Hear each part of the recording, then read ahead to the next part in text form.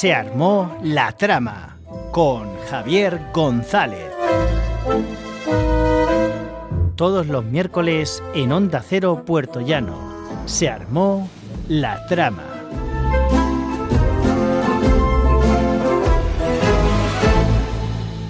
Esto es Se armó la trama, aquí, en Onda Cero. Yo soy Javier González y hoy vamos a hablar de salud mental, de libros que ayudan a ponerle nombre a lo que a veces sentimos sin entenderlo del todo, y de un mercado editorial que ha entendido algo muy sencillo.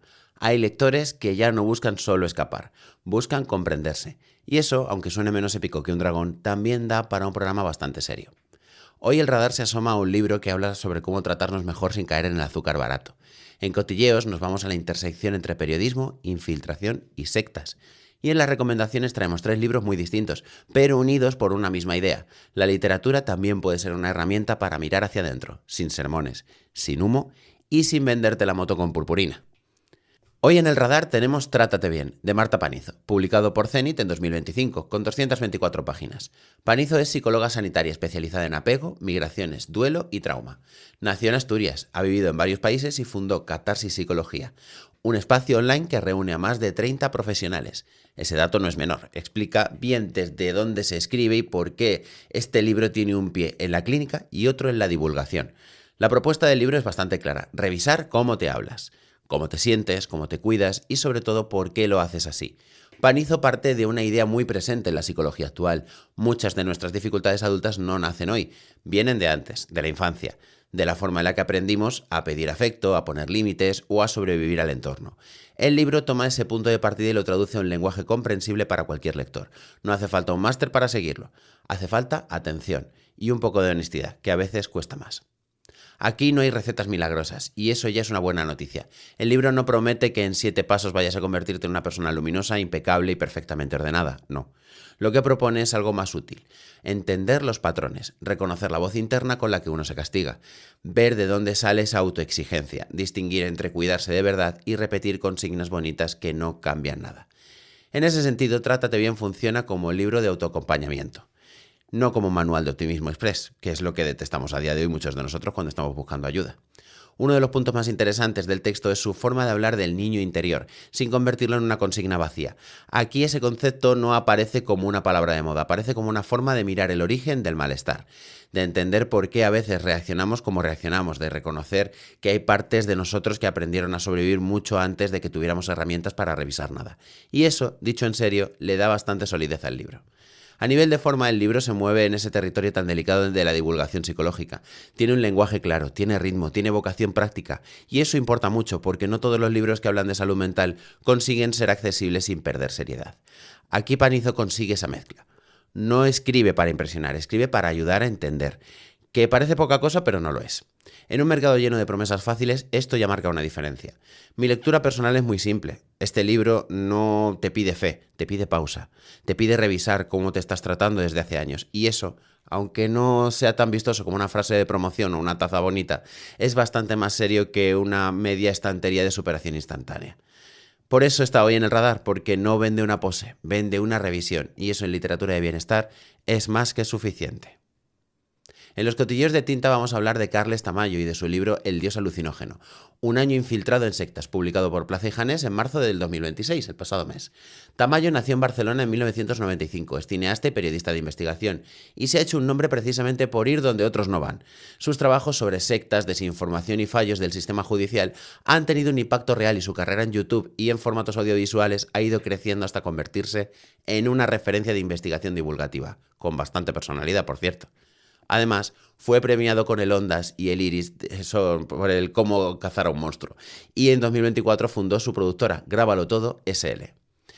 El libro parte de una pregunta muy actual: ¿cómo una persona acaba atrapada en una secta sin darse cuenta? Pero Tamayo no lo cuenta desde la distancia, lo cuenta desde dentro. La obra se adentra en el universo de ciertas sectas New Age, especialmente en aquellas que se apoyan en sustancias como la ayahuasca y en discursos de sanación, expansión de la conciencia y crecimiento espiritual. La apuesta es bastante clara. No se trata solo de denunciar, se trata de mostrar cómo operan estas estructuras, cómo te atrapan, cómo se disfrazan de ayuda y cómo convierten el lenguaje del bienestar en una herramienta de control.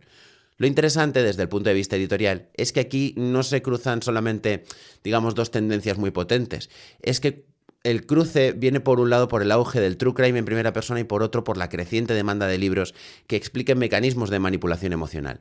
Tamayo encaja de lleno en eso, porque no se limita a narrar un caso, lo convierte en un relato de infiltración, observación y denuncia. Y lo hace con una voz muy reconocible, irónica, rápida, sin solemnidad gratuita, lo cual se agradece mucho en un tema donde el humo suele entrar demasiado fácil. ¿Por qué importa? Bueno, porque Carles Tamayo representa muy bien el tipo de periodista que ha entendido que el libro hoy también puede ser una extensión del reportaje. No es solo una recopilación de lo que ya se ha contado, es otra forma de contar, más reposada, más cerrada y en este caso más capaz de dejar huella.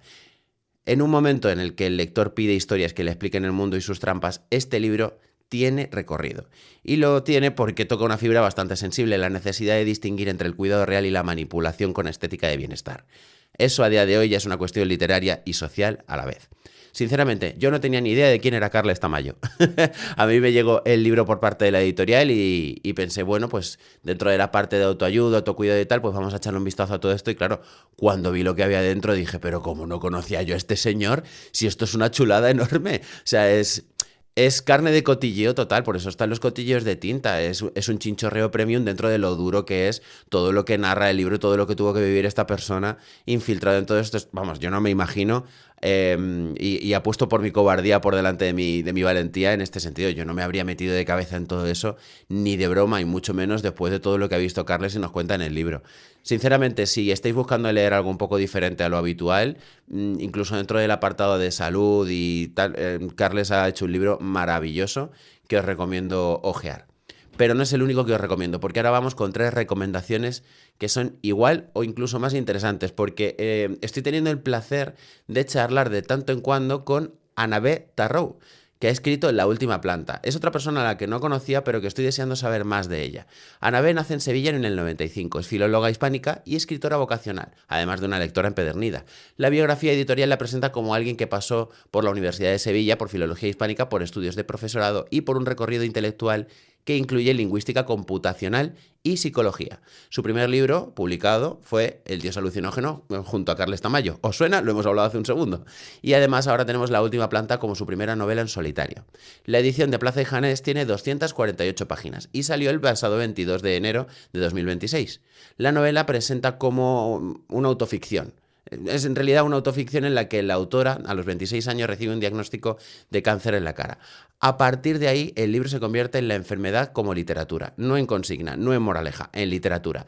Eso significa que el dolor no aparece como un simple testimonio de superación, sino como una materia narrativa. Hay hospital, hay tratamiento, hay miedo. Pero también hay humor, distorsión, deseo y una mirada muy consciente sobre lo que significa vivir una experiencia límite como es el cáncer. Lo que hace interesante a La última planta es que no se queda solo en lo confesional, tiene ambición literaria, transforma una experiencia durísima en una narración con ritmo y con forma. Y eso no siempre ocurre en los libros nacidos del dolor. Muchas veces se quedan en la anécdota o en el desahogo. Aquí hay construcción, hay mirada, hay voluntad como escritura, y eso lo cambia todo. Para el lector que busca relatos personales potentes, este libro puede funcionar muy bien. Y para quien busca una literatura que mire de frente a una enfermedad, sin caer en el melodrama, todavía mejor. Mi nota personal: este es uno de esos libros que recuerdan que la literatura también puede agarrar la experiencia más incómoda y hacerla respirable, sin convertirla en postal, sin embellecerla de más, y sin pedir permiso por existir. Annabé es una escritora maravillosa, parece que es una persona todavía mejor, si es eso posible, y desde Plaza y Janés han apostado por ella, y muy bien que han hecho, porque nos ha traído un libro que creo que puede ayudar a muchas personas que tienen patologías crónicas o dolencias insoportables a ver cómo otras personas pueden enfrentarse a enfermedades de ese calibre o mayores. Así que gracias, Annabé, porque has hecho un libro maravilloso. La segunda recomendación es No sabes de dónde vengo, de Noemí Navarro. Y tienes razón, yo no sabía de dónde venía, así que me puse a investigar cuando me llegó el libro. Noemí Navarro, conocida también como Noemí misma en redes sociales, es madre, escritora y creadora de contenido. Casa del Libro la presenta como una figura muy relevante en la belleza, moda, maternidad y lifestyle. También como una fundadora de Madre Tea, un espacio donde se ha convertido como referencia para familias con miembros dentro del espectro autista. Su libro sale con 232 páginas, lo publica Plaza y Janés y tiene una fecha de lanzamiento del pasado 26 de marzo. La sinopsis ya avisa de que aquí no estamos ante una historia cómoda. El subtítulo, Del barro al fotocol, una historia de pérdida y renacimiento, lo deja bastante claro. Noemí cuenta que creció como ocupa en un barrio complicado de Alcalá de Henares, dentro de los testigos de Jehová. Y es que eso condicionó su relación con el mundo, con los límites y con la culpa. También habla de un accidente grave, de un matrimonio impuesto por un peso moral del entorno y de la expulsión de los testigos. El libro, por tanto, no se centra en el éxito visible, sino en el coste de construir una identidad propia cuando has vivido buena parte de tu vida bajo estructuras muy rígidas. Como recomendación, este libro tiene algo muy valioso. No suena a pose, no suena a experiencia vivida, y eso es lo que le da fuerza. Porque habla desde la maternidad, desde el trauma, desde la reconstrucción y de una exposición pública desde el lugar que no parece fabricado para gustar.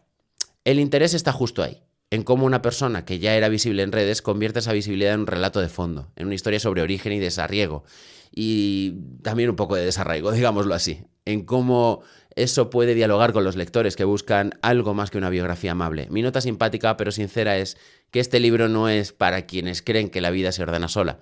Este libro es para quienes saben que hay que salir al barro y a veces eso te hace escribirte a ti mismo de nuevo. En la tercera recomendación tenemos algo radicalmente distinto pero que me llamó mucho la atención y es La educación creativa de Ángel Luis González. Ángel Luis nació en Toledo en 1983. Casa del Libro lo presenta como un profesor de FP con formación inicial en ingeniería informática y con una trayectoria que ha pasado por la radio underground, los fanzines y la autoedición. También lo destaca por su enfoque pedagógico propio, basado en el diseño instruccional por capas y en una manera muy personal de entender la enseñanza. En 2025 fue seleccionado entre los 50 mejores docentes del mundo en el Global Teacher Prize, dato que explica bastante bien el peso que llega a tener este libro. La educación creativa, de aproximadamente 380 páginas, lo publica también, ya lo sabéis, Plaza y Janés, salió el pasado 26 de marzo también. La sinopsis lo presenta como el primer libro de un profesor que nunca pensó que acabaría siéndolo. Ese detalle ya marca tono. No estamos ante un texto teórico escrito desde una torre de marfil. Estamos ante alguien que llegó al aula casi por accidente y allí encontró su lugar. El libro habla de una educación más humana, más flexible y más conectada con lo que realmente necesita el alumnado. Pero lo hace desde la experiencia concreta, no desde la consigna. La gracia de esta recomendación es que no va solo de profesorado, va de aprendizaje, va de creatividad, va de cómo enseña cuando uno quiere limitarse a repetir el mismo temario de todos los años y hay veces en las que dice, ¿y si me saliera un poquito del tiesto? ¿Y si pudiera abrir espacios de verdad para que alguien lo entienda y participe? Y no solo repetir como un loro. Por eso el libro pretende y puede interesar tanto a docentes como a lectores curiosos como soy yo, por la pedagogía, por la innovación educativa o por las formas reales de hacer el conocimiento real, no solamente teórico. Ángel Luis González escribe desde la práctica y eso le da al libro una utilidad muy concreta. No vende una educación de póster, habla de trabajo real, de dudas, de herramientas, de oficio, y eso en tiempos de grandes consignas y poca aula vale bastante. Mi nota personal es que este libro recuerda que enseñar no es declamar, es construir, corregir, escuchar y volver a construir, con creatividad, sí, pero también con bastante sudor. Y a los que hablamos últimamente, y yo me incluyo mucho, de cómo debería ser la educación moderna, de por qué los libros de texto muchas veces se tienen que actualizar de año en año, pero el contenido no va mucho más allá de lo que llevamos recitando como loros 30 años, es bastante interesante ver qué nos puede aportar una persona que es profesor sin que supiera que tendría que llegar a serlo. En la frase de cierre tenemos a don padre de la filosofía. Don Sócrates nos dijo en una ocasión, o eso dicen por ahí, que la verdadera sabiduría está en reconocer la propia ignorancia. Y con eso nos quedamos hoy, con un programa en el que he hablado de salud mental, de libros que intentan entender el malestar y de autores que se mueven entre la clínica, el testimonio y la educación. Nos escuchamos la semana que viene en Se Armó la Trama, aquí, en Onda Cero.